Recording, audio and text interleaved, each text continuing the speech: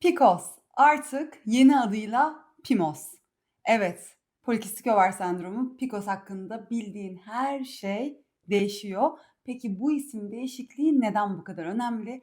Çünkü PCOS tanısı alan kadınların büyük çoğunluğunda aslında gerçek anlamda yumurtalık kisti yok. Şok bilgi biliyorum. Şimdi size hem tüm gerçekleri hem de yeni tedavi planını anlatacağım. Ama başlamadan önce hatırlatmak istediğim 2 tane önemli konu var. Birincisi, keşke bu konularda bana yol gösteren, her zaman uygulayabileceğim, başucumda bir beslenme programım olsa, içinde tarifler olsa, neyi neden yediğimi bana anlatsa, hatta alışveriş listeleri ile hayatımı kolaylaştırsa, iştahımı kapatsa, hormonlarımı düzenlese, PIMOS semptomlarım da azalsa, ideal kiloma da ulaşsam diyorsan, profilimdeki linkten ulaşabileceğin Enfit 21 günde yeni bir sen programımı şiddetle tavsiye ederim. 20 yıllık mesleki birikimim sonucu ortaya çıkan harika bir program oldu. Hem Türkçe hem İngilizce 2 ayrı dilde yayında. Linkini ayrıca açıklamaya da bırakacağım. İkinci konu ise çok çok önemli yine. Şimdi sizden bir ricam var. Videoyu durdurun ve kanala abone misiniz değil misiniz bir kontrol edin. Çünkü videoların altında farklı konu talepleri geliyor. Ama sayfamda o talep gelen konuyla ilgili video aslında var. Buradan anladığım, abone olmayınca diğer videoları kaçırıyorsunuz. Eğer kanalıma abone olup bildirimleri açarsanız tüm güncel bilgilerden herkesten önce sizin haberiniz olur. Evet sevgili kız kardeşlerim, konumuza başlıyoruz. 12 Mayıs 2026'da tıp dünyasında tarihi bir şey oldu. Yıllardır PCOS olarak bildiğimiz polikistik over sendromu artık resmi olarak yeni bir isim aldı. PIMOS, yani açılımı poliendokrin metabolik over sendromu. Bu niye bu kadar önemli? İsim değiştiyse ne oldu diyenler var ama bu sadece bir isim değişikliği değil. Bu aslında kadın sağlığına bakışın köklü bir şekilde değişmesinin resmileşmesi diyebiliriz. Sadece PCOS semptomları veya tanısı alanlar değil, tüm kadınların bu videoyu sonuna kadar izlemesini tavsiye ederim. Şimdi önce şuradan başlayalım. Bilmeyenler için karar nerede, nasıl açıklandı? Öncelikle şunu söyleyeyim, bu karar bir gecede alınmadı tabii ki. Arkasında tam 11 yıllık bir süreç var. 56 akademik, klinik ve hasta kuruluşu bir araya geldi.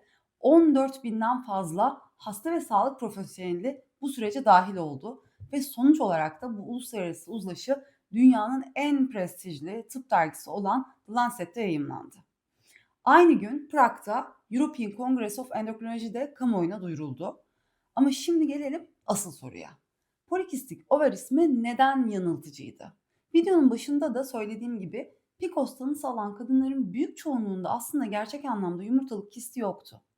Şimdi ultrasonda görülen şeyler çoğunlukla kist değil, yumurta gelişim sürecindeki küçük foliküller olabiliyor. Bunlar tehlikeli kistlerle aynı şey değil. Ama polikistik kelimesi yıllarca kadınlara yanlış bir şey hissettirdi. Yumurtalıklarımda bir hasar var ya da kistlerimi aldırmam lazım. Oysa asıl sorun yumurtalıklarda değildi. Asıl sorun hormon sinyalizasyonunun ve metabolizmanın bozulmasındaydı. Ve bu bozulma tüm vücudu etkiliyordu. Bu yanlış isim yüzünden neler oldu? Tanılar yıllarca gecikti. Kadınlar gereksiz yere korkutuldu ve pek çok kadın yıllarca şunu duydu: kilo ver, doğum kontrol hapı kullan, hamile kalmak istediğinde tekrar geri gel. Ama tabii ki bu söylemler PCOS yani PIMOS tanısı alan kadınlar için, ki biri de benim, hiçbir zaman yeterli olmadı.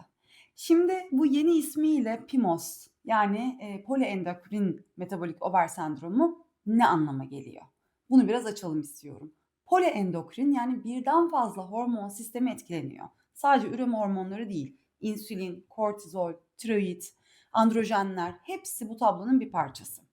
Metabolik, çünkü insülin direnci ve metabolik disfonksiyon bu sendromun merkezinde.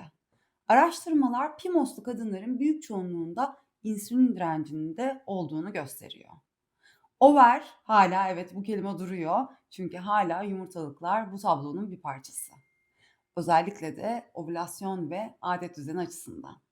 Yani PIMOS aslında bize şunu söylüyor: bu bir kist hastalığı değil. Bu tüm vücudu etkileyen hormonların ve metabolizmanın aslında bir sendromu. Ve bu çerçevede baktığınızda semptomlar çok daha anlamlı hale geliyor. Düzensiz adetler, insülin direnci, androjen fazlalığı, akne problemi, saç dökülmesi, yüzde tüylenme, enerji çöküşleri, çok inatçı böyle verilemeyen kilolar, ruh hal dalgalanmaları ve kan şekeri problemleri. Evet, bunların hepsi aynı tablonun içinde. Şimdi gelelim en önemli kısma. Zaten en çok bu yüzden bu videoyu çekmek istedim. Bu isim değişikliği tedaviyi nasıl değiştirecek, değiştirecek mi? Dilin değişmesi, sözcüklerin değişmesi tedaviyi şekillendirir. Yani ben buna çok inanıyorum. Çünkü bir hastalığa dar bir isim koyduğunuzda tedavisi de dar bir bakış açısıyla kalıyor.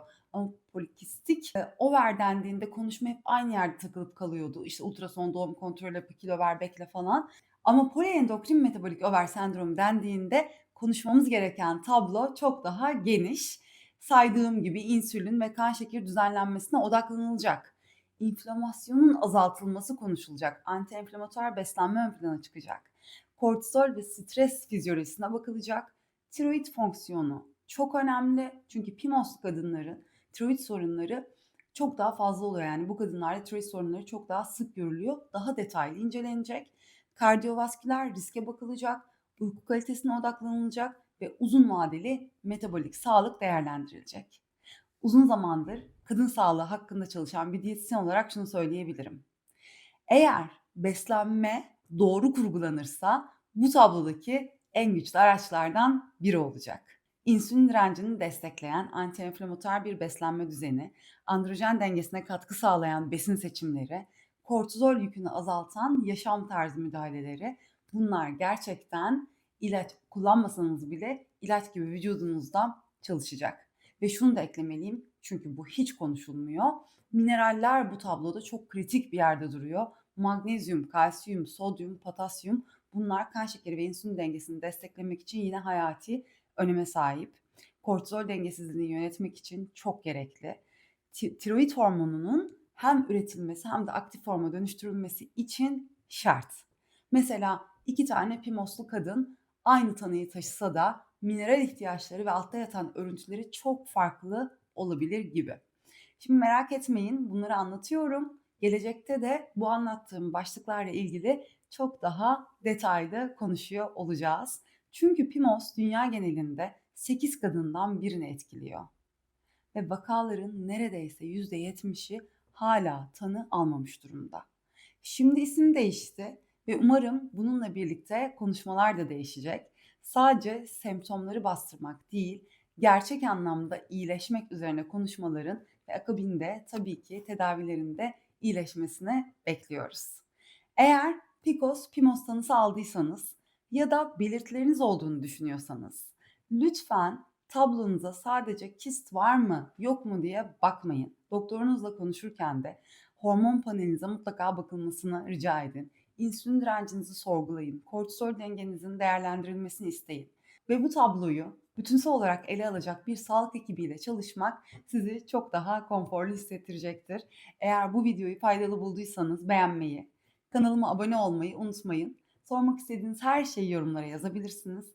Ayrıca rica ediyorum videoyu izledikten sonra etrafınızdaki kadınlarla paylaşın. Bir sonraki videoda görüşmek üzere.